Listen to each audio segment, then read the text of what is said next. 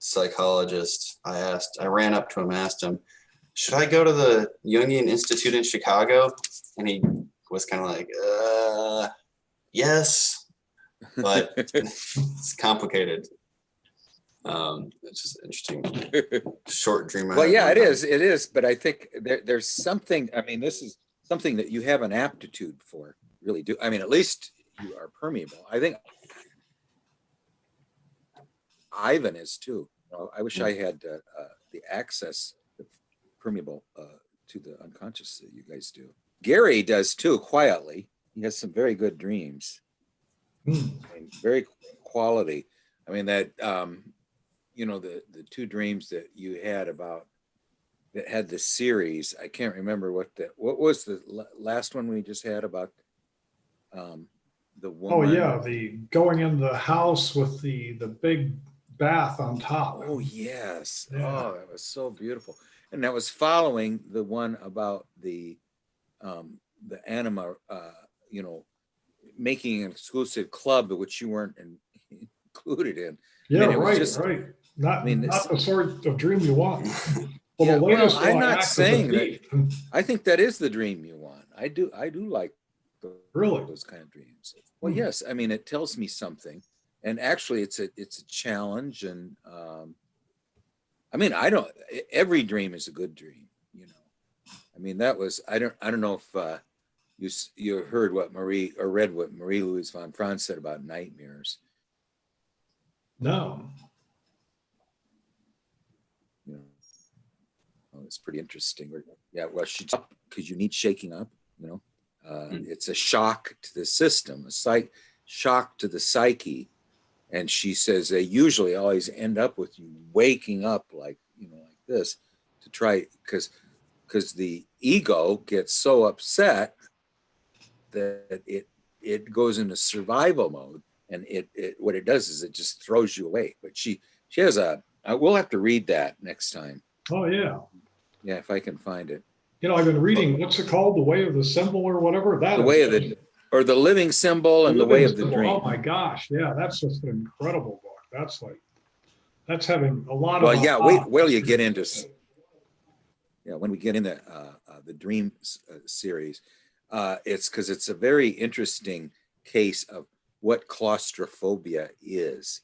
I mean, essentially it's that you're in the womb. Now let's contrast this with the puer aeternus. In claustrophobia, you're in the womb and you can't get out, and the womb is too small, you know, and that's what part of it. But I mean, that's what they discuss. And in the case of the puer aeternus, all they've got is space. You know, it's space everywhere. So they got too much space. Oh yeah, the agoraphobia. Yeah. Yeah, and that was the agoraphobia would be this fear of going out. So claustrophobia is the fear of being in, and the claustrophobia is the fear of being out. You know, so I mean that's the contrast to those two. Right. Hey, Roy. Hi, Roy. We're gonna discuss. We're just discussing the difference between claustrophobia and agoraphobia. Where claustrophobia is you afraid of being enclosed in a space, and agoraphobia is you're afraid of being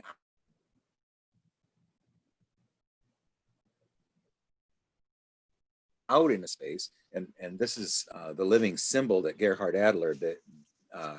There's a whole, and it's a 5-year analysis, but what he's got there is 1 year of it. And there's a very interesting encounter she has with the void and the abyss, you know, which is haunts her for quite some time. Well, anyway, Charles, hi, Ivan. Charles had a dream that he told me earlier, I think yesterday, that I missed his email until this morning, that he wants to discuss. But so could you, if you don't mind, we'll just start with Charles' dream.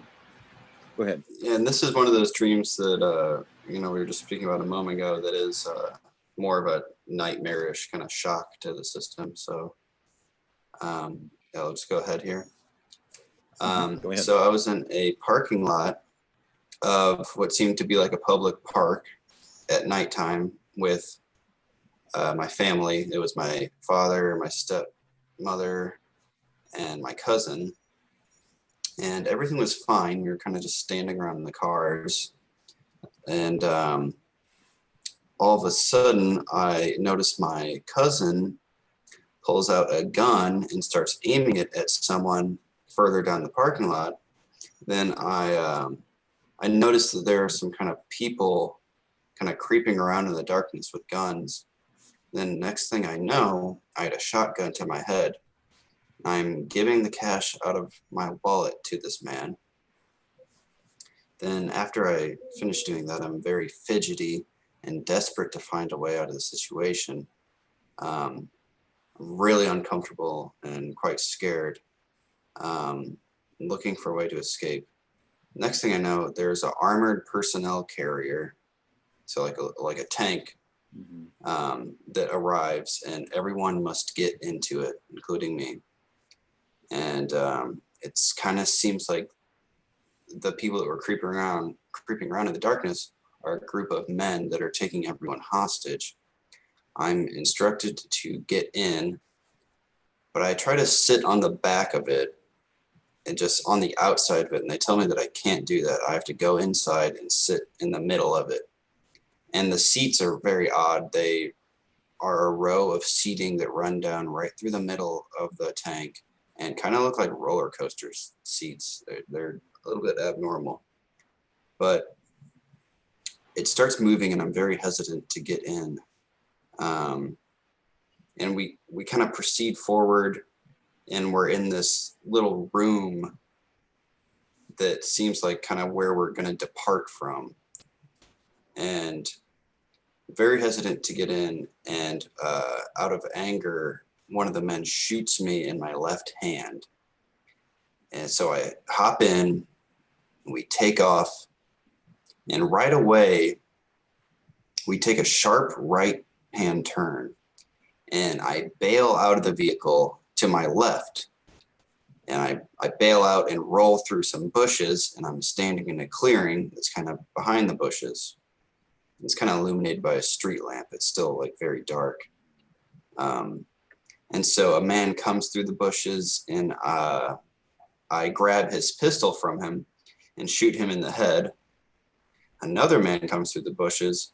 I grab his rifle from him and shoot him several times. They don't die. They just stand there kind of incapacitated.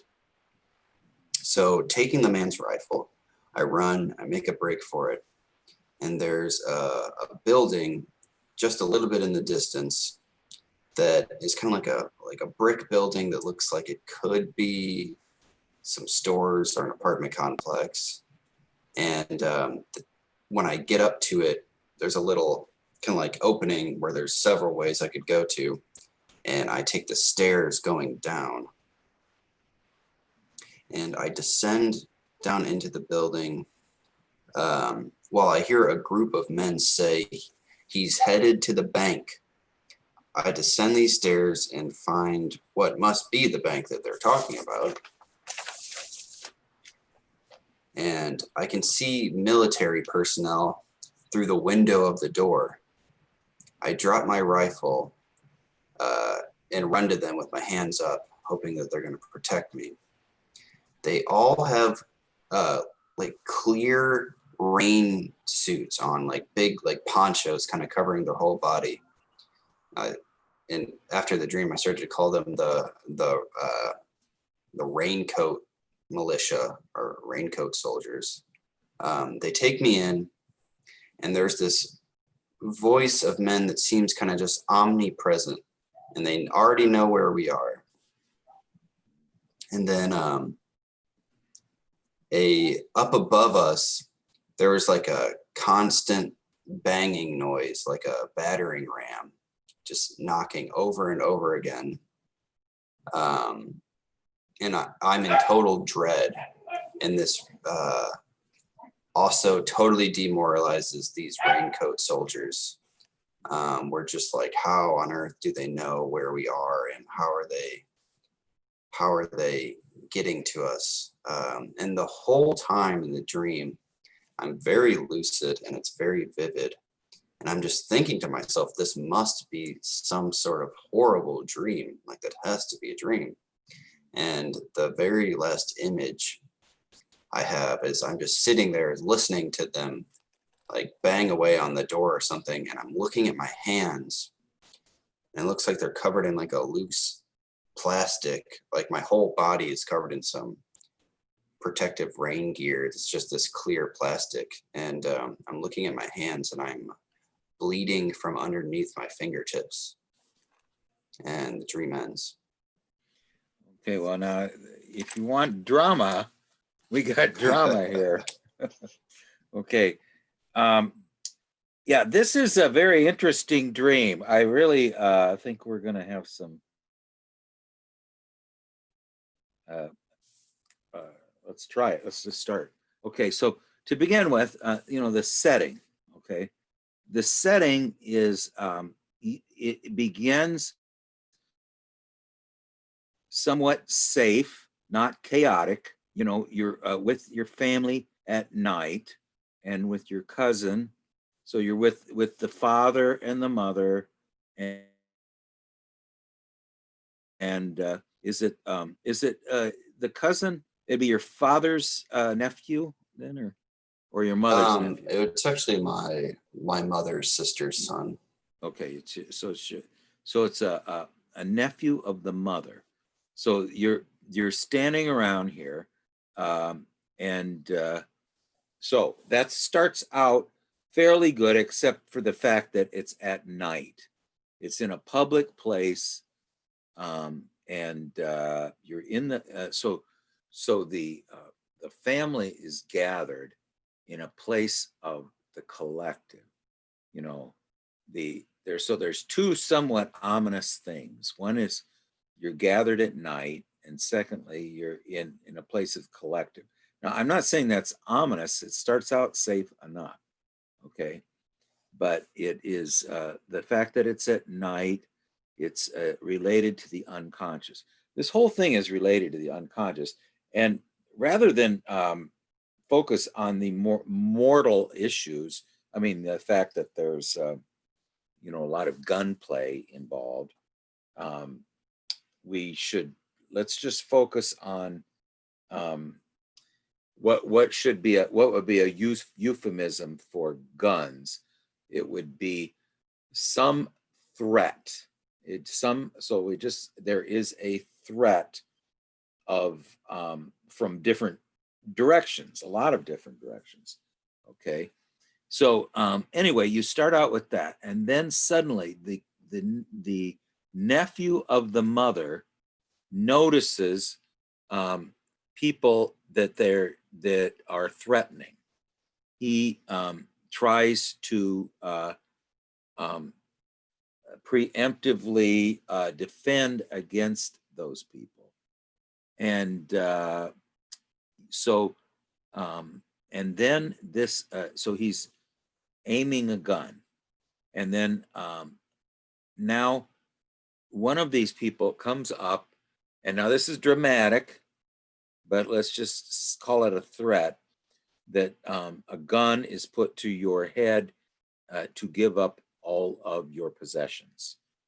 So at this point, there is a threat made that you need to.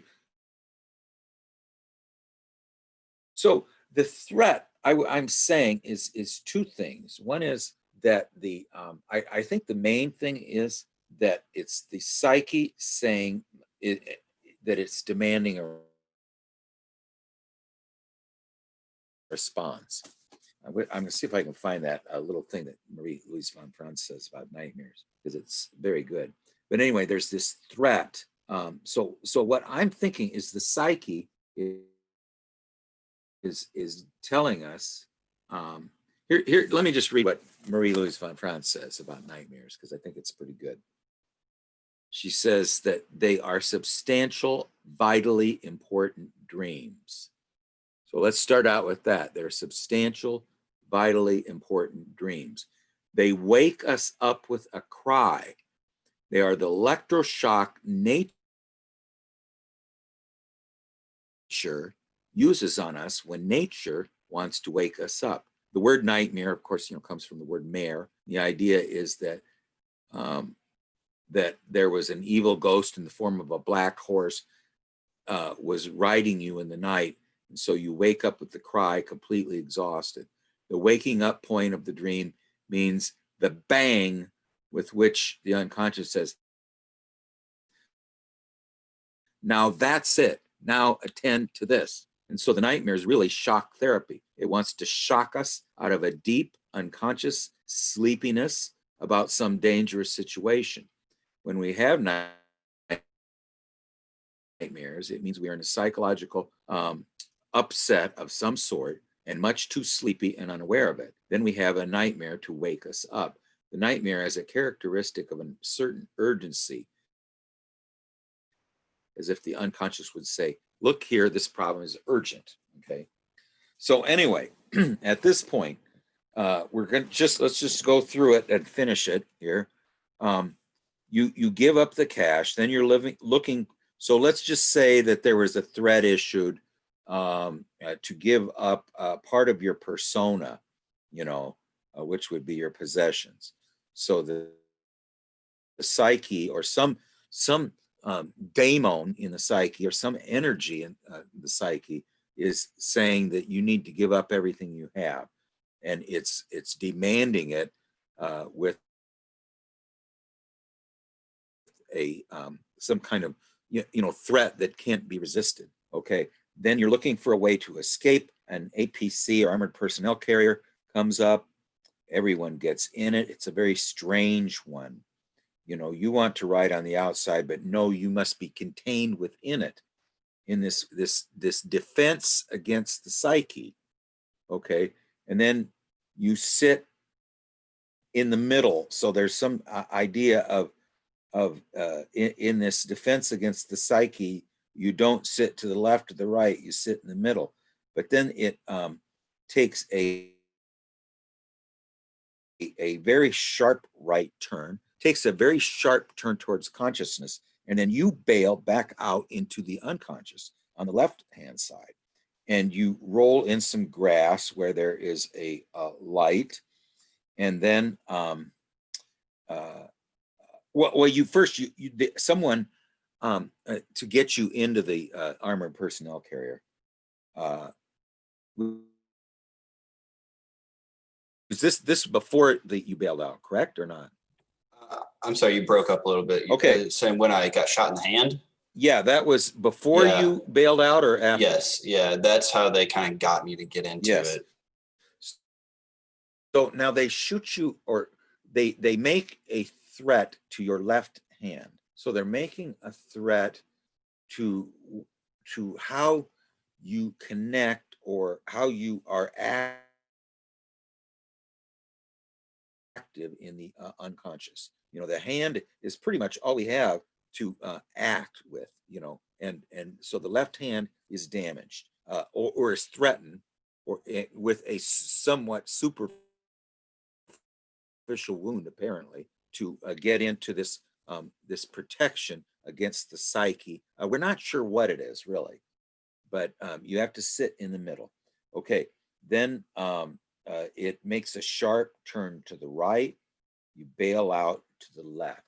So that it made a sharp turn towards the conscious attitude. You're not going to go that way. You're going to go to the left, which is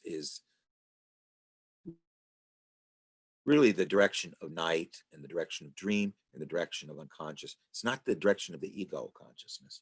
Okay, then you then have again, these are not, you're shooting people, you happen to shoot them, but they don't get hurt. So this is typical of dreams. You often are fall very far, but when you land on the ground, you're not hurt. So there's an aspect here of that there is really an existential threat, but nothing occurs. Okay, now then you come to a group of buildings. So now, so we went through the beginning of the setting. Then there is this this vague crisis that we don't really know much about of of just chaotic threats. Okay, and then there is a vague defense too, to get into this APC thing. But since it's making this sharp turn towards consciousness, you bail out to the left. Okay, then after that, there's this incident in the grass after you bailed out of separating yourself from these individuals, the representatives of the first half of the dream. Okay, and you do separate yourself from them through through very active defense. You know, you actually make a attempt to escape these, and it's a successful attempt. Okay, at least in this this aspect.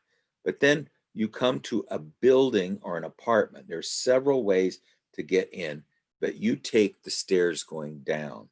So again, you bailed out to the left, and then of all your options to get into the building, you take a descent. Okay, then you then surrender or drop your rifle to the raincoat people. Okay, well, the raincoat people, you know, are people who are wearing garments to keep the unconscious, the water of the depths from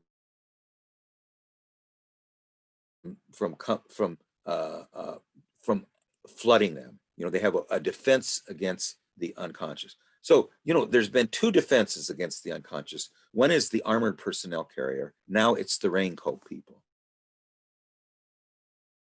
Okay, are defending themselves against total immersion in the unconscious. So there's been two moves: the armored personnel carrier, which protects you from the this psychic threats. The fact that now it's this protection against psychic threats turns sharply towards consciousness, but you bail out. Okay, then you somehow escape the people. You escape the people that are trying to put you. I mean, the only thing I can say is there are people. There is a forces in the psyches that are trying to force you towards consciousness, towards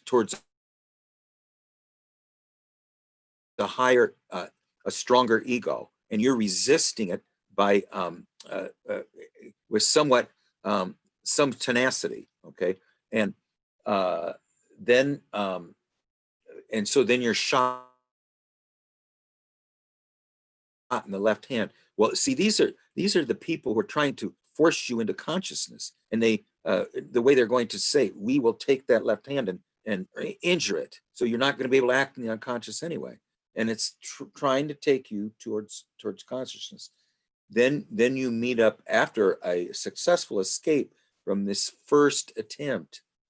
You then have to surrender to the raincoat people. These are people who are protected against the immersion protected against against the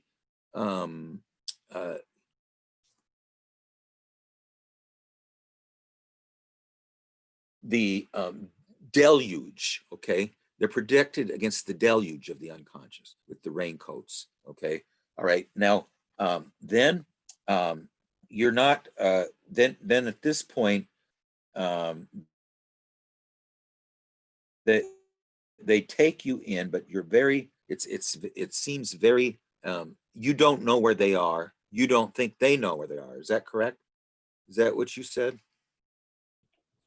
I'm sorry, what was that?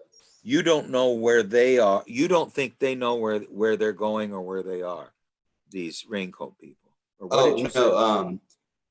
No, I mean they're just in this bank that I go to, and but the men that were trying to capture me somehow know where I am, and they know where the Raincoat Army is. They Yeah. seem to have this omnipresent quality to them, and they can cast their voice in like an omnipresent way. Did they say anything? Yeah, well, when I was running when I was running away from shooting those two men towards the building, I heard them in an omnipresent voice say, "He's running to the bank."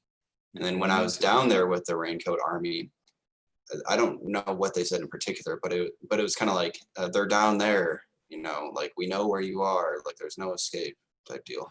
Well, and the bank is representing a huge storehouse of psychic energy. Okay, it's a huge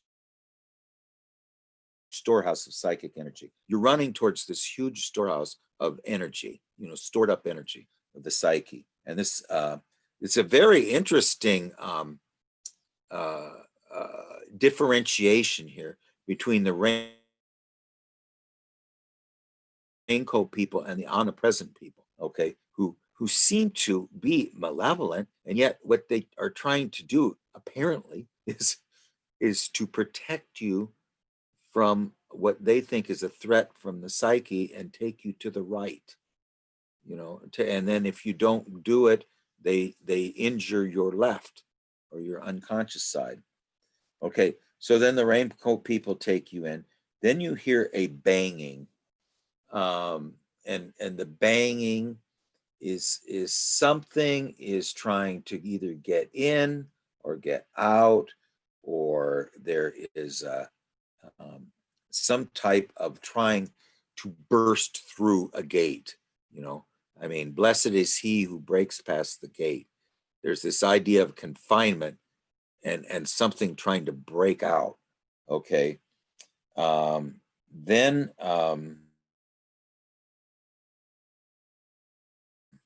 can you once again just give the finish to the dream? Because I think I got it. Oh yeah.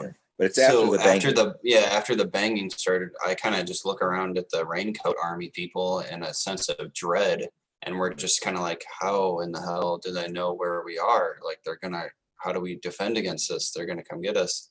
And I just remember, who's gonna come get you? The omnipresent people?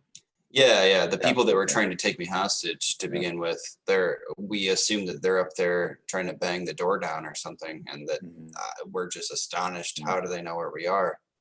And the last thing that happened was I was just sitting there looking at my hands, and apparently I had the clear plastic type of rain protection over my hands that they did, and underneath my fingernails were bleeding. Okay, now you have had clear plastic over your some parts of you before, haven't you? Didn't you have another dream where you were? Yeah, when I accidentally splashed the bucket of mercury onto myself, and I looked in the mirror, I had all the clear plastic on my hands and forearms and my neck and everything. And this means, to me, there's an aspect of a separation from the body, that you're seeing it through some kind of almost like, I had a dream like this one time about my mother, that there was a glass wall that came up between us. So you can see the other person, but there's no human connection. There's no warmth. It's just two-dimensional. So the sense of reality is there's a separation from it. So that is an aspect here. And then you at that point, it's a very lucid dream, and you're saying it must be a dream. And then what happens? You wake up, or what? Yeah, The last scene. after I'm sitting there looking at my hands and my fingertips bleeding, I wake up after that. Okay. All right. Now I'm going to quick summarize this, and then everybody talks about it. I mean, I'm just trying to organize it a little bit. Okay. All right. So we're starting off with we're in with sort of the family unit. I mean, there's the mother and the father and a cousin. Then suddenly it's the battle against the omnipresent people. And the omnipresent people, as far as I can tell, are malevolently and without very much compassion trying to take you to the right, take you away from the and the purpose of it is very unclear. There does not seem to be a purpose to it, but they are trying to go to the right, to the so they're going in the direction of either the collective or the ego or consciousness. Okay. And there are all these threats coming both ways, but I mean, you don't have to focus so much on what the tool of threat is. There is just something that is forcing someone to do something that they don't want to do. You know, I think if you bring the guns and things and start making them too literal, that is, to me, you know, it was scary when you mentioned it, but I'm not going to go there. I'm not going to take it literally. I'm taking it more as it is this this element of compulsion that is going to take someone who's inert and force them this way or that way. You know, or especially maybe it isn't that they're inert, but they want to go this way, and no, we're going to force them that way. You know, so it's there's this pull and tug, you know, of and the pull and tug seems to be that you are in kind of a sleepy state of night. They want to take you out of the sleepy state of night to the right in the middle of some vehicle that seems like it's a protection against the unconscious, almost it seems like, and yet you have a strong pull towards the left. You bail out to the left. They know that they can injure you on the left, and you go into these bushes. You escape through bailing out to the left, and you bailed out to the left when they want to. There's some very malevolent, or at least violent, or some kind of. It's malevolent to the current awareness. Something that is opposed to the current awareness wants to force us to a more conscious and aware state. Yet we're wanting to remain where we are. Okay. And so and they are very insistent about it. Okay. I mean, to the point of violence. Okay. And but you do escape them. Now you come to almost a middle type. They don't seem that like they want to force you to do anything, and yet they are in this realm.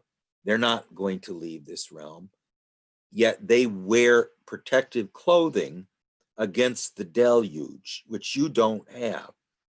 So they can remain here with as because they are protected from the deluge. Okay, you are not. But yet this force that wants you to go to the right knows that you're going into the bank or to the place where all psychic energy is stored.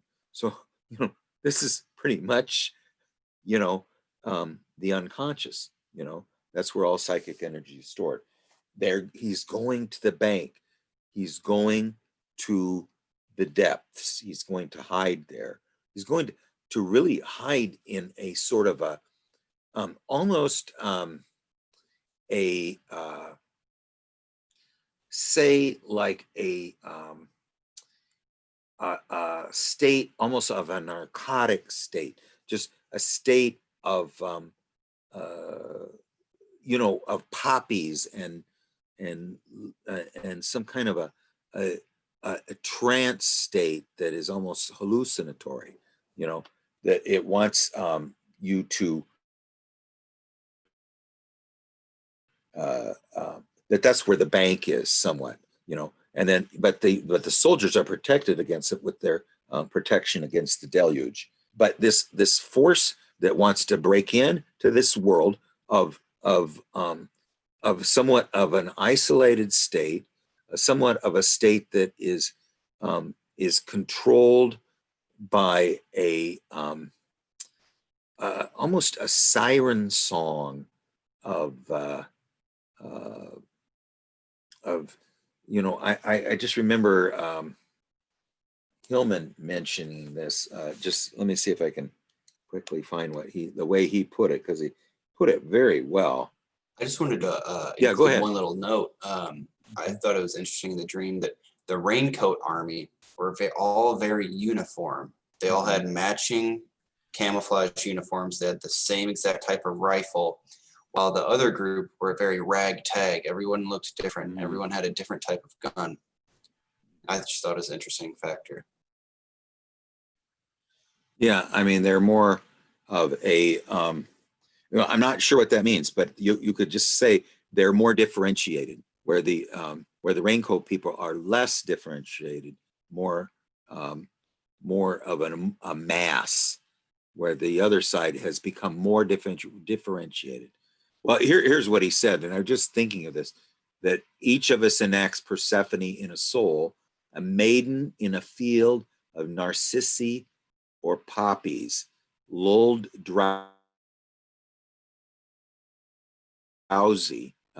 and we're, you know, that's sort of describing the state before we realize that we are not real, that the soul is real, and we need to get into the middle realm. Well, let's not discount the fact that this is an urgent message. Okay, I would say that, just to finish up the last part, the raincoat people are under siege as well, because of the banging. The omnipresent voice knows where you are, and then suddenly you see that you have this clear plastic on it. So you are developing one of two things: either you're before, I thought this was meant that you're separated from your body, and you look at it two-dimensional. But if it's similar to the raincoat people, I mean, you're protected against the deluge. So I'm just going to sum it up one more time, just for my own thing. Okay, we start out in a sort of just this limbo state at night. We are then under a threat from these omnipresent people who who want to take us to the right.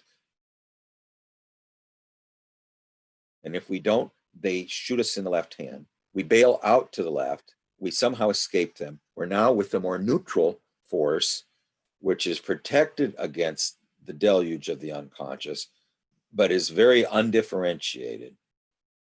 And yet the threat remains that something wants to take us to the right. Okay. All right. How about you, why don't Roy or anybody, just what do you think? You start off. Yeah. It's a little I'm talking, Adelaide. Okay, I got a scary, few questions. go ahead. Yeah. But anybody want to take it, I'll take it. Yeah. Well, why don't you just start asking, Roy? Just anywhere. Okay. We're just amplifying this with attention. Yeah.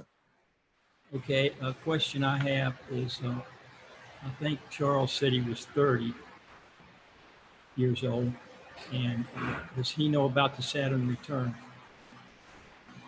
Do I know about the what now? Saturn return. No. At least I don't believe I do. First, I'm going to tell you a little about the Saturn return. If you study astrology, the most important thing in astrology is the Saturn return. Saturn takes 30 years, almost 28 years, to go all the way around the zodiac. So you were born with Saturn in one astrological sign. 28 years later, it returns to that sign. That's why it's called Saturn return. And you'll have at least two of them in a lifetime. So you're in the middle of your first Saturn return. Now when you're in a Saturn return, you're forced to undergo a lot of change in your life. You get married, you have a kid, you relocate, big things like this. now I'll go into the dream a little bit. Uh, to me, it's like a lot of shadow material in there. The guy with the shotgun, he takes your wallet, which is very personal and very valuable. So the shadow can really strike you where it hurts. And that was one of the omnipresent people, I assume, which are the more powerful group. Now I'll look at the armored personal carrier as the status quo. They want to get you in there with the status quo because you're under attack by them too. But you don't want to go in there. You want to stay outside of that. You escape from that, and eventually you wind up in a bank. And to me, the bank is security. You're looking for security because you're scared of everybody. You know, the status quo and the shadow and everybody. The raincoat people, to me, are more like the status quo people too. You try to hide with them when the shadow's after you, and you're looking for safety. I mean, that's your main concern. Now, an interesting thing in the last part of the dream is your hand. And you're shot in the hand, and then at the end of the dream, your hand, your fingers are bleeding, and you cover them with some plastic. And to me, blood is life. You're afraid of life, and you got good reason to be afraid of life because it's after you. But the unconscious ain't going to let you get away. The whole thing, and Jung talks about it, is about getting back into life. That's a few things I have to say about the dream. And those are all wonderful points. The wallet is personal, very valuable. The omnipresent people are the more valuable. There seems to be a sense of status quo. The status quo does not seem to you to be security. You're looking for security, you're looking for safety, but you don't seem to want it in the status quo. Or isn't that what you were saying, Roy, that the status quo things which he's resisting don't appear to be safe place? Yeah. Yes. And then you were shot in the left hand. Blood, of course, represents, it's the essence of life. Now, I think one thing we need to focus on here is that this is nature speaking to us. It has a positive message, and it is trying to save us, by electric shock. So we just got to keep that in mind too here, that this is that to me there is an undercurrent of nature trying to help us here, but it's done in this very dramatic fashion. How about you, Kevin? What do you think? Yes, Charles. I really feel I can empathize with you on this one. Because I have a lot of persecutory dream, which is essentially, the struggle with one's shadow. And this was already given to you in one of your dream, in which, a voice said to you, you have to, you're gonna wrestle with essentially the archetypal shadow, the shadow of the self. You are meditating and there's this voice coming. And so your living myth was already expressed, it's always expressed, but we can have several myths at the same time, the different planetary influences at the same time. But your myth today, like at least from your dream, was about dealing with this archetypal shadow. And so the question is like, how should you go on about it, and how, and so on. And I think your reaction in a dream is warrant. You are fleeing archetypal shadow. To think that an ego can fight the archetypal shadow of the self would be stupid, to be honest. And I feel like your reaction is warrant. You are fleeing from them. And this is a good example of this. I don't know if you've seen movie Matrix. In the movie Matrix, they shoot Neo, and Neo falls down and die. And but what happens is something happens, something very special happens. First, the ego has to die, so, sort of. But what people don't know, that Neo already has a connection to the self. The connection to the self already established. So there was a rebirth process going on. And now Neo could go into Smith's body and burst, him from inside. Mhm. And this is what I feel in your situation. You are not there in which you should fight the archetypal shadow directly. What you should do is create a connection towards the self. And because when you can do that, your consciousness also automatically increases, because you felt somewhat also in your dream, your ego was somewhat, and so if you're having that right now, this day, then going against them directly would not be advisable. um, Another thing, I think also the raincoat people could be superior function. And I want to ask you, what is your psychological type? Is it INFJ or? I think it's, I mean, I've never taken the test, but it's probably like introverted intuitive or introverted thinking. Yeah, that, I'd say yes. it's INTJ. Yeah, I'm so just you have guessing. introverted intuition dominant, yeah. Anyway, so what happens is that I think the raincoat people are actually your superior function. Your superior function is trying to make you more conscious, with persecutory complex. And I'm still dealing with them, actually. I haven't left them. I'm still dealing with them. It's a basic fear for life. And it's probably a warrant fear, it's not something irrational, there is a reason for it. And so your sixth function is like, I don't know if you have seen the movie by Bruce Willis. I think it's called The Sixth Sense.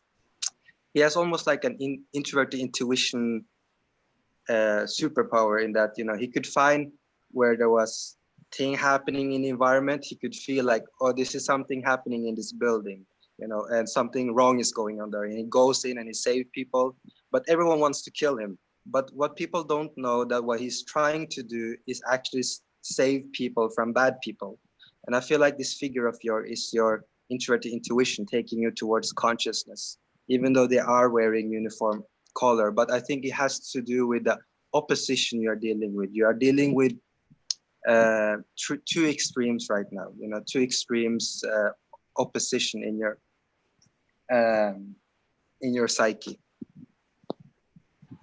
Didn't you feel, Charles, like in the couple days before, you were having some kind of a tense feeling of pressure or something, that there was a pressure that was, I would think needed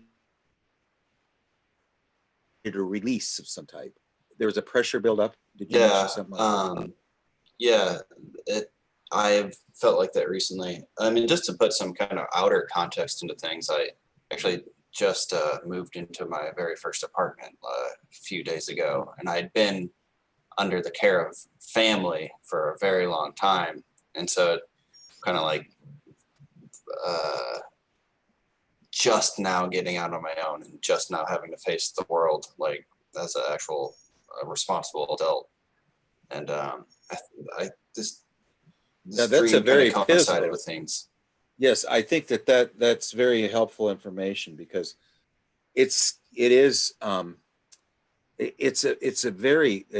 threshold crossing. Okay, there's an aspect here of a threshold crossing, and it's like in all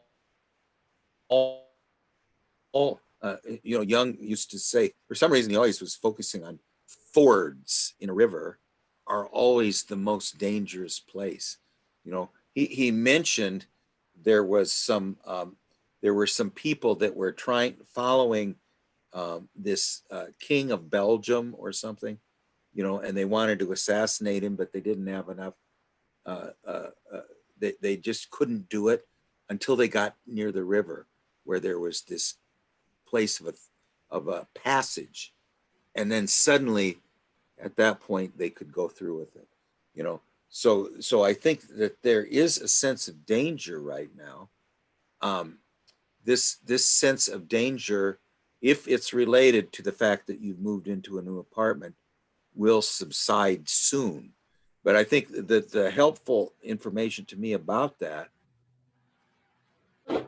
is that I now am not this does not, it changes the sense of urgency a little bit here, where the urgency was very vague before. And the fact that it was vague concerned me. But I think that the fact that there is some type of a threshold crossing means that there is, it's a different, what do you think, Ivan? And then Gary? So I noticed there's kind of some different groups here, right? So you're starting with family. Now, I didn't quite catch what happened to the family after the criminals put the guns to your head. But you start with the family, and then suddenly you're overtaken by criminals. And then authority arrives and seems to be a savior, but they won't allow you to hang out on just the back of the truck. You have to be inside of or not the truck, sorry, the armored vehicle. But you need to go inside the armored vehicle, which to me was some form of a symbol of you couldn't be just a passenger for the ride. You had to, in order to be accepted by them, you had to be integrated with them. And so there was this, Craig, you brought up this idea of that going to the right, and you resist that, and you join this group that to me sounded kind of like the resistance to the authority. Yes. And so you have very good anarchy with these criminals in some sense, right? These shadowy figures that are just there to take from you. You have this kind of authoritative group, but they turn out not to be a savior. And then you have this resistance group that's all kind of conformist and the same. They seem to be protecting something important and key to you, that's underground, that has to do with your unconscious, the bank, right, where everything valuable is stored. And yet there's this feeling that they're not strong enough, that they will eventually be overcome, that they're trapped and they will not be able to fight off this call to authority. Just one, that was very good. It is very good. But one clarification: the people that show up in the APC and that want me to get in, they're actually of the same group of the people that were trying to rob me. They were just like the officers or whatever it seemed to be of the kind of robbers. But, so the first people that your cousin are firing at are also the same people that are trying to get you in the APC. Correct. Yeah, but they just seem to be higher up on the organization. But I think is a point. Ivan's point is still valid, that these represent a more collective or accepted type of authority, because they want to take you to the right. I mean, Ivan added a bunch of points here that I missed completely, and that is that this group, it seems to be more collective authority. Okay, and then the raincoat people are protecting you in the underground, and since they are these people who are of the underground, they have to wear protective gear to protect them against the deluge of the unconscious. That I missed both of those points. I did miss the point too, that they were the original people that your cousin were firing at and the APC people are the same people. But I think, Ivan, you've added a great big help here, is that these people, see now do you think that it makes a little more sense now that these people, the first people, are an authority, and they're trying to force you to go to the right, and they force you to be contained in the vehicle. You must be contained in their vehicle, and you must sit in the very middle of it, and there's no ifs, ands, or buts about it. You must do this. But then when it makes this very veering turn to the right, you bail out to the left and then go in. And I miss this too, that these raincoat people are people of the underground. They take you to the bank. The vault is, you know, usually something underneath the earth, and it's full of psychic energy. Okay, Gary, now you've waited very patiently. Let's hear it. Yeah, I'm going to look at this from a very high level. So, I mean, the dream is all shadow, and the and the hands really strike me in this because that's where the injury really occurs. So, so first you're injured in the left hand, and so if you're injured in the hand, then you can't come to a grip with something. It's like your ability to grip something, to come to grips is really impeded. And then, when you end up down in the basement with the poncho people, the raincoat people, um, your fingertips are bleeding, and that's kind of, it's got that analogy of like just hanging on by your fingertips. So, you found someone that you're kind of aligned with, but you're just hanging on with your fingertips. And not only that, there is the knock of doom, but the knock of doom, that could be more like, come to consciousness, awake, it's not necessarily a threat. And I guess the thing that really hits me in this dream is that there's such a strong shadow aspect, but the real positions of these, none of the real positions of these are really understood. So it's like, if like these shadows would align with like, more clearly with like some archetypes, then you might see, more of a true split. So if these things could come more to consciousness, then instead of each of them trying to destroy the other, then you could do the Jungian thing where they dialogue, and you could use like some sort of, transcendent function to try to figure out the actual symbol, the actual way out of it. So it seems like the real issue right now is that it's like strong emotions that haven't been reflected on to arrive at feelings where the feelings can reflect with each other as they're like archetypal positions to come to a resolution. And so instead you have, like just this incredible passionate stand where it's all just very primal. So that's kind of what I get out of it. What I just thought was interesting here is, I mean, what's somewhat crystallizing in my own thinking is that this battle is for awareness. What direction is our central awareness going to go now? There's one aspect of the psyche that is trying to contain it in a collective vehicle and take it to the right, and that would be towards the outer world, towards outer world consciousness. And yet these figures do seem to have a deep shadow aspect. Yet I mean, I would say it's a dark aspect, let's put it that way. Certainly not a light aspect, yet they're trying to turn awareness in the collective direction of the right. You are resisting it because you seem to find the safety in the left-hand side, which you bail out. They realize that is your way of fleeing. They try to injure the tool of operating in the left-hand side, which is the left hand.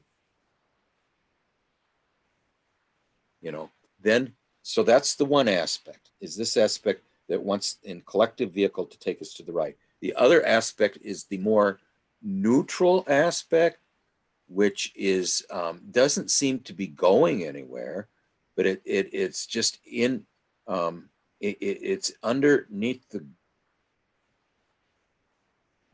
it's after a descent. It's in the bank of the collective energy, or I mean the psychic energy, And now this bank, or this, not the bank, the forces, the omnipresent people. Omnipresent too usually means all knowing.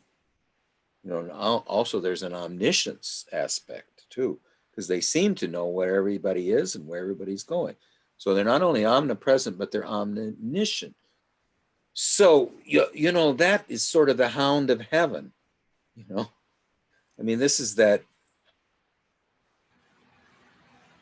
hound that keeps following us and pursuing us, you know, to come somewhere. So the pursuing aspect is uh, the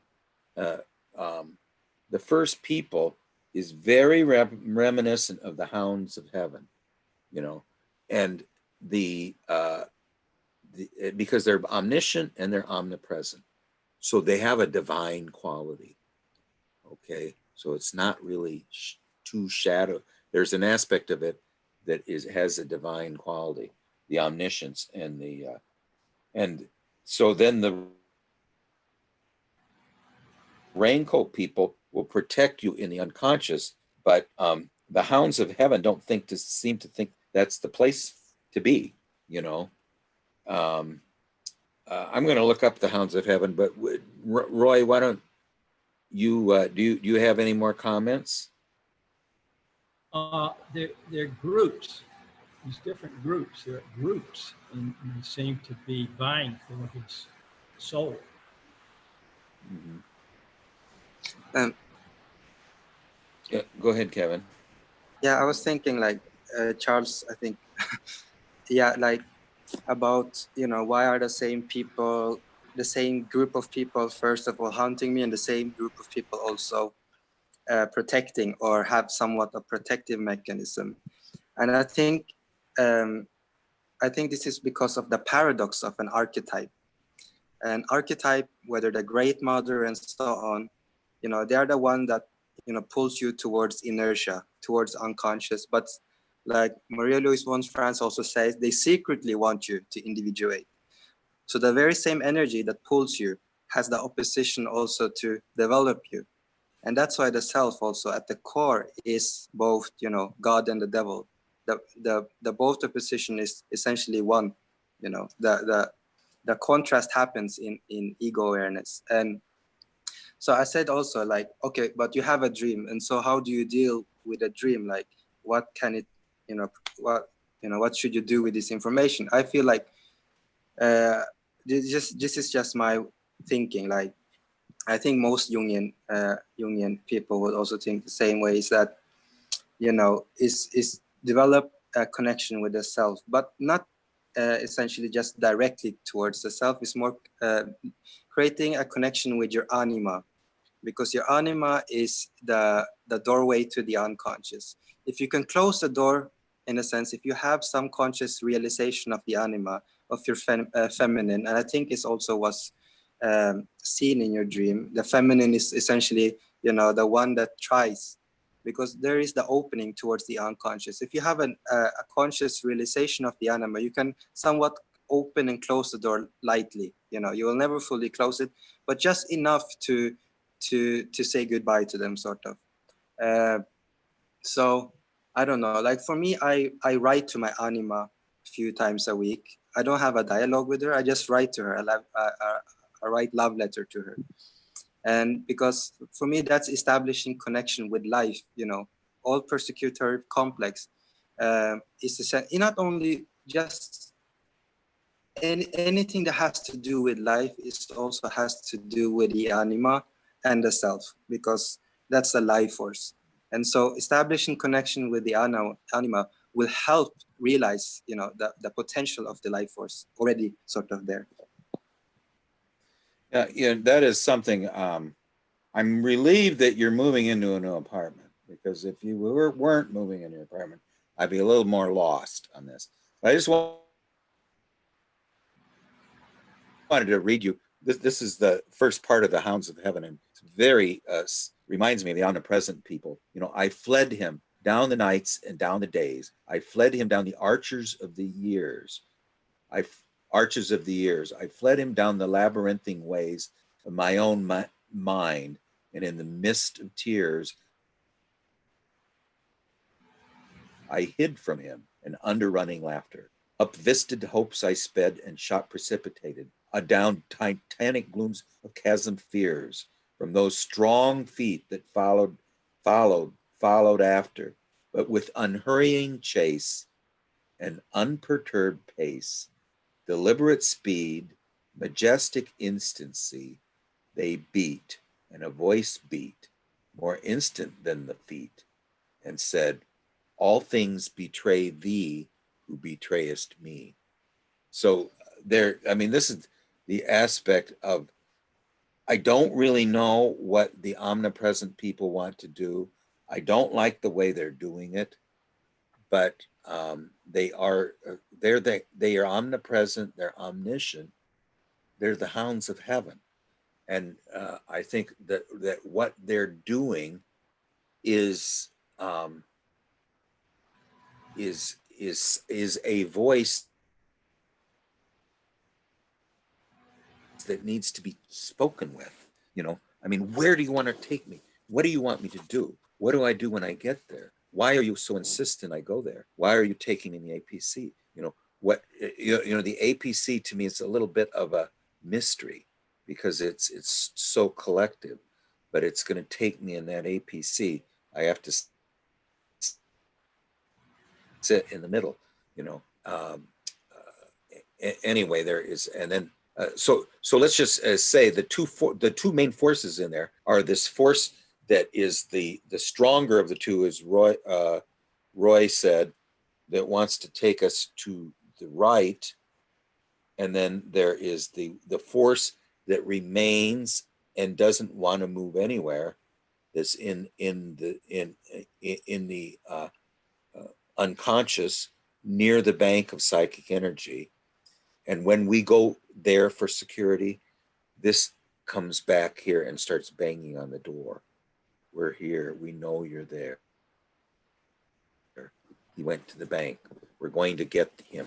So it's a battle for awareness, for the center of ego awareness, for the center of attention of our life force. I mean, as we're in life, where is our center of attention going to be? And there seems to be two aspects. One is the one that is going to be dynamic and have something happen, and the other one is the one that remains down the stairs. What do you, maybe get, Ivan's going for a break, or Ivan, do you have any closing thoughts on this? Because I'm going to think about this more too, and Charles, and I'm just glad that you're moving, because I would be more concerned if you weren't. Go ahead, Ivan. Oh, sure. So I've noticed you have a lot of symbols that reoccur in your dreams.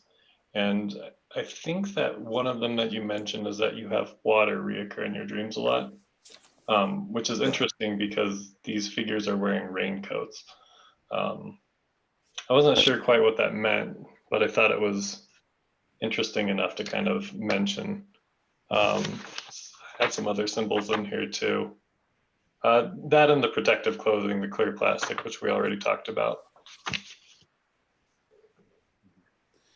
Yeah, and you know, one thing about the clear plastic thing is, so when I was sitting there at the end of the dream looking at my hands and realized that, you know, I now had this plastic over my hands, I feel like I associate with the Raincoat Army, and I essentially had become one of them. Because like I said, they were all in a standard uniform that was exactly the same. They held the exact same rifle. I essentially became one of them. And undifferentiated. Yeah. You're part of a mass in the underground. So that is that so you know, I'm thinking as we move away from the literalism in this, there is more of a clear I think it's getting clearer. What do you think, Gary?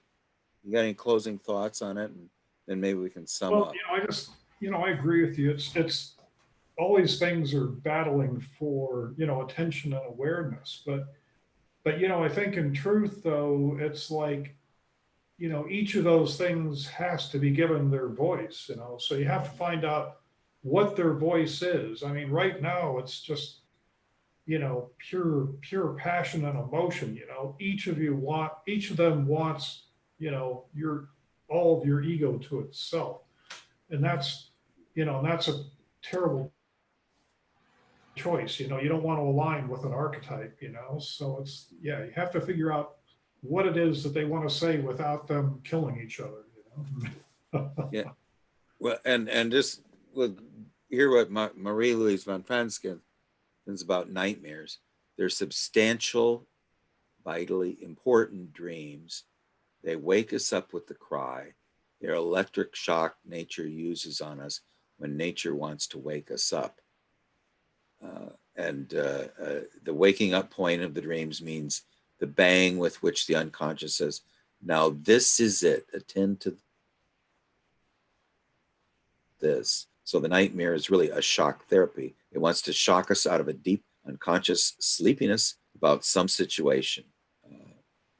Where it means that we're in some psychological situation where we're much too sleepy and we're unaware that we're too sleepy. So we have to have this nightmare to wake us up. The nightmare has a characteristic of a sense of certain urgency, as if the unconscious would say, look here, this problem is urgent. Okay. Now, if I just want to mention, and I want to, maybe everybody could say what they would do if they had this dream. If I had this dream, I mean, I would really be, I would feel real woke up, I'll tell you. I'd feel very woken up.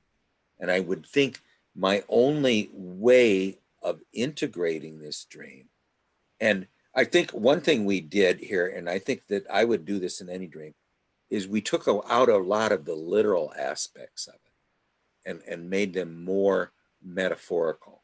And I think that always is a way of returning it to nature, because the literalisms are not the healing balm of nature. So they need to be turned towards metaphor, and so we kind of did that, but if I was to have this dream, I would really be woken up. And I tell you, I would just feel very alert. I would feel very alert. I wouldn't know why, but I think this discussion helped a little bit. But what I would definitely need to do would be several drawings. Drawings are active imaginations. You don't need to do meditation. You can just draw it, but use lots of colors, and then you put it away. Now, it's a personal myth, but there is a distance from it. See, when we're contained in this thing, then we didn't do the personification that James Hillman talks about, that if you can give us a name to this dream. In fact, you should really title it. What's the name of this dream? You think of a name of the dream. If you were going to if this was a fairy tale, what would the title be? It would be, the battle of something. The battle between the battle between above and below. Yeah. That would be one. Do you think that's appropriate? What about you, Roy? Do you have a title? Yeah, go ahead, Charles. Oh, I was just gonna say, like, Charles and the Raincoat Army versus the APC renegades or something. I don't know. Yeah, that's a good way to put it. It'd be the Raincoat Army versus the the people of the collective vehicle. You know, And the Raincoat Army. one thing I want to say is, you know, in this dream, I dragged the Raincoat Army into it. They did the Yes, you first did. group. They didn't want Surrendered anything to to do with them. They didn't. They weren't going after the Raincoat Army. And I think even when I was down in the bank, they didn't want anyone but me. They weren't concerned with the Raincoat people at all. They just, I just find it interesting that whatever this group represents that wants me, they're not taking no for an answer. They don't care where I am, what I do. It's coming to apparently take me away from my family, so to speak, you know, and deliver me somewhere by force. Yeah, and it is, you know, it might be to a rebirth or to something that is, you know, at least it's some kind of a transformation. Something needs to transform. What would you title it, Roy? I mean, or just how would you establish distance from this dream? Not to do away with it, but to say that this is part of my myth. I need to integrate it. What is its message? Well, if it was my dream, I think about the time I was 30, and these groups are vying for your sovereignty, your autonomy. And when you're young like that, you don't really have sovereignty or autonomy. You're just a product of a lot of stuff, and you don't really know who you are. And I wouldn't let these groups knock me off track.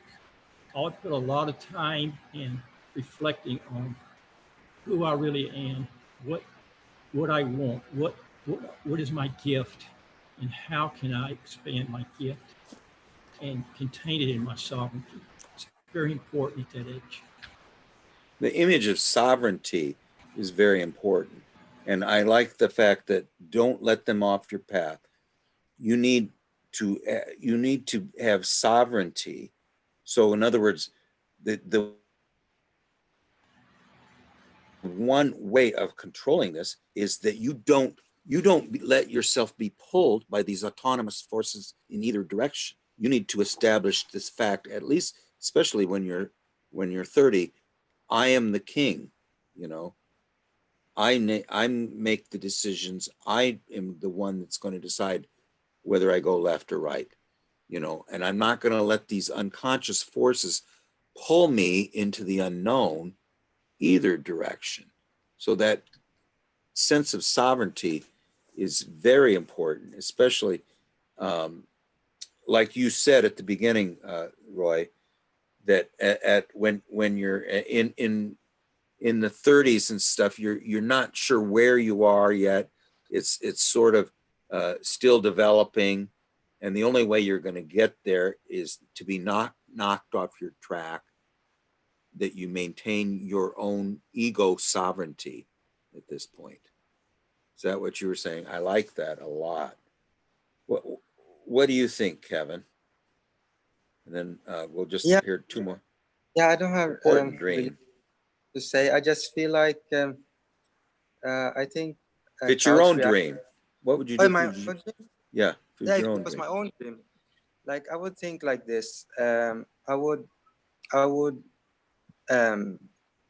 connect with my anima, and the reason I say that, most people perhaps would think connect with your conscious awareness, you know, your conscious discriminatory function, so it doesn't go fully inertia in a sense. But I think it's at the core level of everything, whether, you know, neurosis or whatever problem, most problem. And I think this is a very Jungian thought. You know, it's one's relation towards the self, because the self is the central organizing principle, and the self is what creates meaning, and within the self creates also identity. You know, the self is both individual and it's also collective. And so the question is, you know, how can you connect with the self? And that would be to establish ego self-axis. And you do that through developing your anima. And because once you develop a connection with the anima, you develop a connection with life. And life itself will give growth to consciousness, whether it's superior, auxiliary, it doesn't matter. It will come automatically. You have to water the seed. So like what I'm doing now, because I'm also struggling with persecutor complex, along with many complexes. But what I do now is I write love letter to my anima. And because that helps me to differentiate the archetypal feminine with the feminine in the world, because that's already differentiating reality as such. And so you will have a more natural connection to life. And so, yeah, that's what I would do. I would connect myself to the anima. Yeah. Well, if this was a fairy tale, what Marie-Louise von Franz would be horrified by, where is the feminine? There was one female raincoat soldier. One female raincoat. Yeah, that was the closest raincoat soldier that I sat next to, sat across from her. We looked at each other when the knocking started with total distress. Because I think that the way of the feminine is the way of depotentiating these forces. I think all of these threatening forces could be depotentiated by the feminine. The feminine will soften things. These things are also stark, also harsh, also uncompromising, also logos oriented, seem merciless. The feminine aspect is softens this. So we need to ask. I would say again, this is a very. If it was my own dream, I would want to know what the Great Mother thinks of this dream. I would go to the eternal feminine, and I would want to know, where were you in this dream? Why were you absent in this dream? I mean, it's the one thing to have yeah, I think you saw a glimpse of that, and see, the mother was in the beginning in the parking lot. Then there was one female raincoat soldier. But I think that there's other than that this is a dream that is totally in the thinking function. I mean, there's a lack of feeling in it. There's a lack of eros in it. So one of the cures of to lift the curse or cure the enchantment is the feeling function and eros, which both appear to be missing. What do you think, Ivan? If it was your own dream, what would you do? If it was my own dream, what would I do? I'd draw it. That's what I usually do with my dreams. I think, yeah, that's a very important. The only thing that the drawing is a nonverbal act of imagination. So when you're drawing it, you're doing just what we're doing, talking about it. We're amplifying it. We're bringing it out. We're making it more real. We're making it less literal. We're bringing it more into the heart from the thinking function, and trying to integrate it with a sense of nature. I mean, this is the whole idea of amplification. How about you, Gary? You had this dream. You just had it. You woke up. What are you going to do now? Well, I like what Kevin said. And actually, Kevin, I got to say, get ready to do a presentation in the other group about how to, for the personal exercise about how to write love letters to the animal. Really, so, think about a couple read one. You'll be presenting, But on this dream, it's what I would do is, I would do automatic writing, but not describing it, but the emotions, and I would do it as poetry. because it's, uh, I think that's easier to achieve than, than maybe talking to the great mother and stuff. Because if you It's automatic feeling function. If you're yeah, writing in poetry. that's what I would do with it. And you might have to take several stabs at it, because you might look at it and then like, oh yeah, then you might want to, amplify part of it. Yeah, if you write in verse, you're automatically adding the feeling function to it. There's a healing aspect to the lyrical and to the sense of song and the sense of this muse. I mean, I just love, I keep re-quoting this, but that we took a wrong turn when we started to write history in prose instead of poetry, because then suddenly it became all dry facts, dry history, logos, and again, the lack in this dream of what I think is it's very, there's a lot of literalism in it. There's not much feeling function, and there's not much eros. In fact, it's almost devoid of. Yeah, it didn't have any like it. A lot of my dreams have. Well, I mean, a lot of people's dreams. Some type of strange abstract imagery. Yes, to very it. abstract. And everything was really quite ordinary in this, in a way. At least the imagery. Very ordinary. literal. Yeah. Literal. I mean, whenever you see guns or you see shooting or you see anything, this is just all very literal. So it's very what the literalism means. It's far from eros. It's far from the heart. It's far from this blurring distinctions of the lunar mind. It's all involved in black and white and logos oriented things. So that is an aspect I like very much, like that, Gary, that if you would write something. Now, what were you suggesting, Gary, that he do? Not write to do what? Write, how did you say that? What you want the feeling function in this. So, do it as automatic writing. Don't worry about it's terrible poetry, but write it as emotions. And don't worry about describing any of the exact sequences and stuff. Instead you kind of want to respond to this as a whole. And then as it goes along, you might respond to parts, but don't try to do it in any sort of linear fashion. You're trying to like unconsciously get at the feelings and stuff that are behind this. So don't be thinking when you're doing this, just No. automatic writing. Automatic writing poetry should be terrible if you're doing it right. Yeah, and like Jeffrey Raff said, just do 20 minutes. Doesn't have to be excruciating, but and I think that the thing that needs to be brought into this, first of all, I like what Roy said, that at 30 years old, we need to not be knocked off track.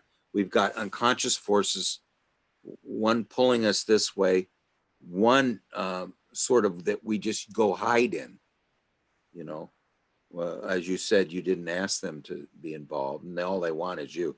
So this aspect that's trying to pull you over here, I don't know that that's not the bad direction. There's a thing that if you would turn, this is if an animal is chasing you, say, and if you turn to this animal and ask, "What do you want?" Hi, Tim. If Sorry, I'm so late. if you turn to this animal and ask, "Oh, that's okay. We were just finishing a wonderful dream." I mean, I don't know if it's wonderful, but it is.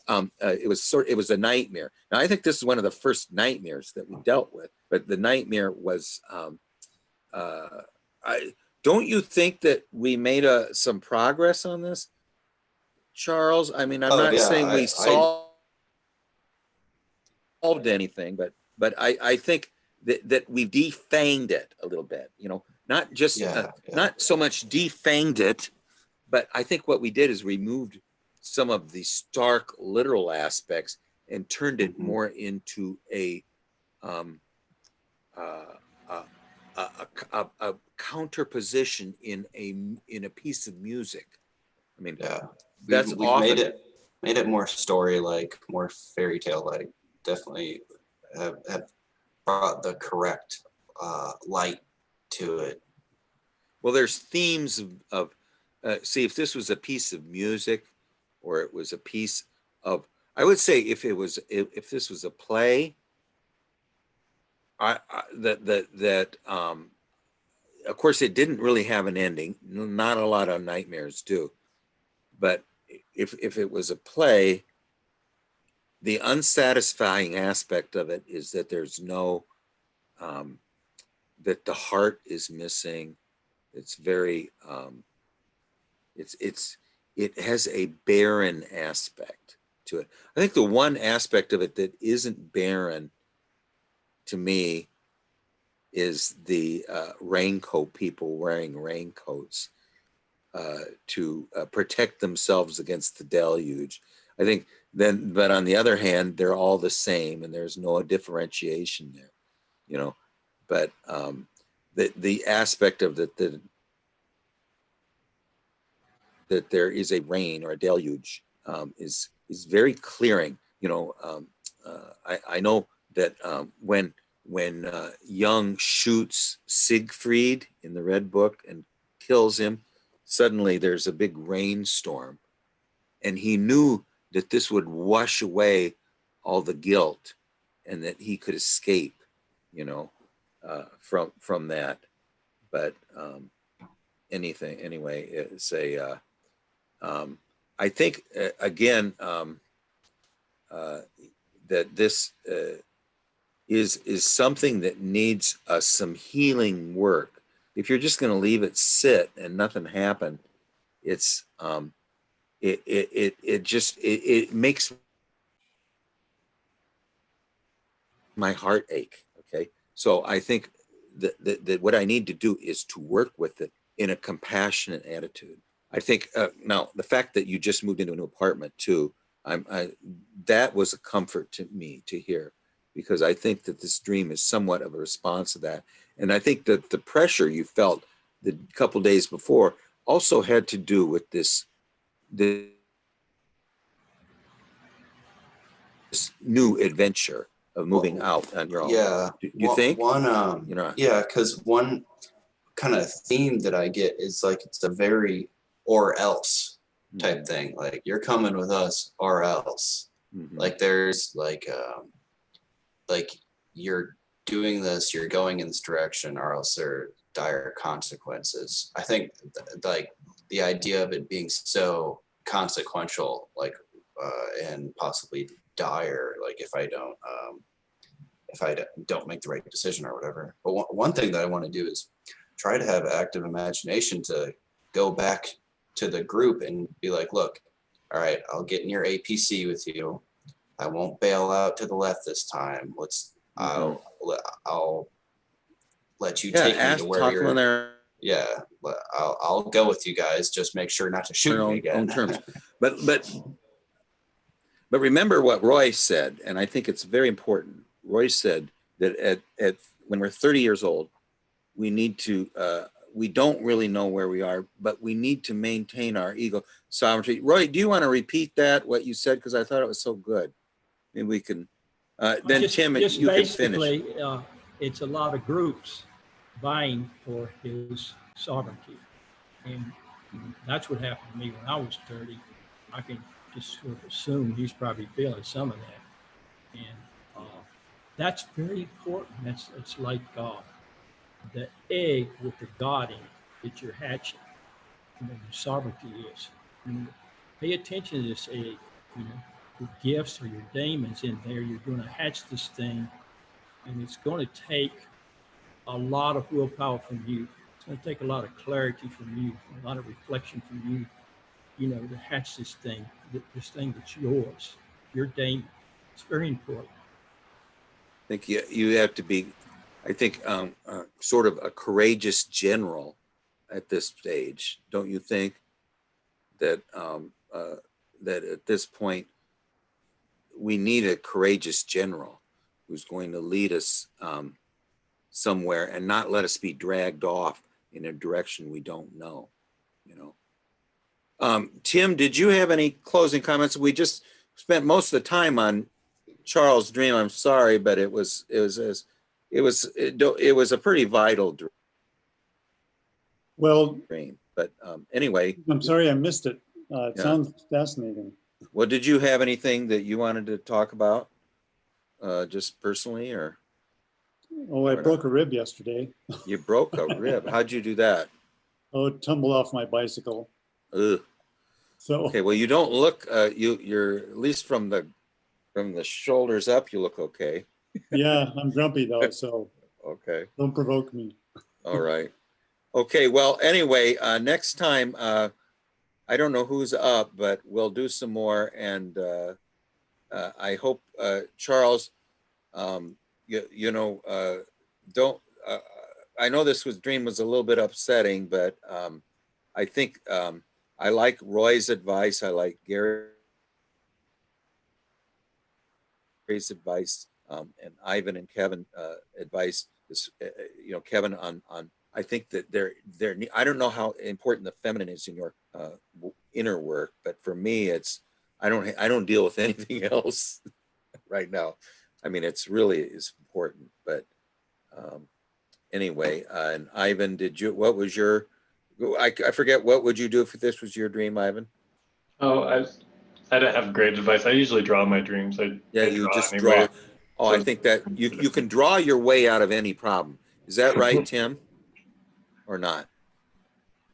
Yeah, I think so. I mean, the drawing, just like music, is sort of instant access to the inner world.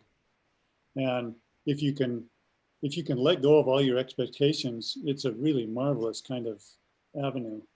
Well, you teach this. What is it? Is the course you teach in drawing?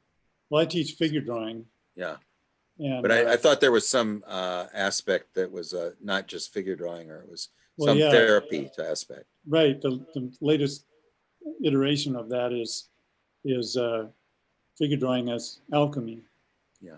So trying to bring the opposites together, talking about exactly what you're talking about, that the model becomes like the inner figure you're having a dialogue with. And so you're Yeah. drawing the relationship and not the object. Well, the piece of paper is the vessel, you know, that we're lending our attention to with our hands and our colors and our eyes, you know. And yet, what I really like about myself personally, I don't draw anything else but dreams, is that this is afterwards it's just completely numinous to me, you know. And I noticed that as my note, I wrote back on this. I wrote on the back of one of my drawings. I shouldn't have done that, but it was the one where I go to a graveyard and every graveyard has a red book in front of it, you know. And when you open it up, all it is just pictures of flowers and trees, you know. So anyway, we're gonna hopefully get an Ivan and a Gary and a Kevin and a Tim and a Roy dream next time. Roy, you need to bring a real dream too, because you got good dreams. We like your wife's dreams, but we need one from you too. And Sure. everybody else, and Kevin, we haven't heard one from you for a while. So you need one from you. Okay, well, anyway, we'll reconvene next Monday. Is that okay? Thank you for your help, everyone, with the dream. Okay, well, thank Appreciate you, Tim, or Charles. Okay, well, we'll see you guys all next time. All right, see you, everybody. Bye-bye. Thanks Have a for good coming, night. Tim. Bye-bye.